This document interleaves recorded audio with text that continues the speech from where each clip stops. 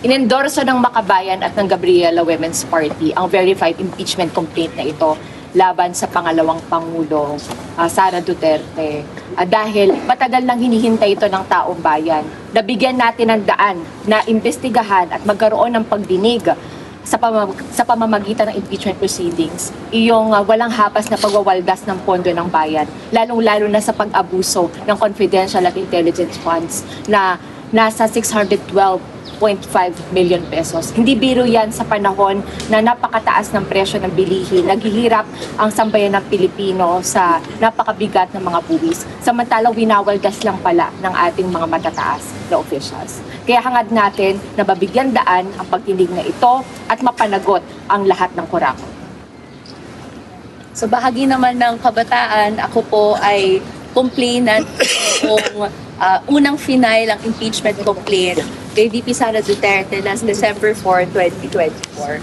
Bagamat hindi ito nagpatuloy sa trial sa Senate, ngayon ay pagkatapos ng rulings ng Korte Suprema, nandito tayo muli para i-refile ang impeachment complaint at syempre to take charge of the future of the youth. At magsisimula ito by holding to account public officials from the top na paulit-ulit ay tinatakasan ang pananagutan. We have strong basis for this impeachment complaint. Nadagdagan pa nga with the Madriaga testimony.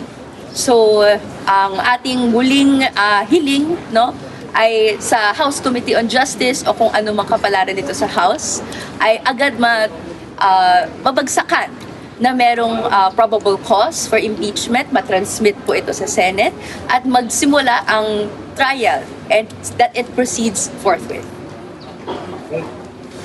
Punch.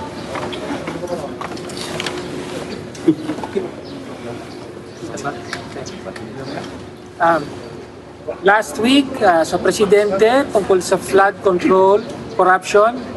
Ngayon naman, Vice Presidente tungkol sa corruption ng confidential funds.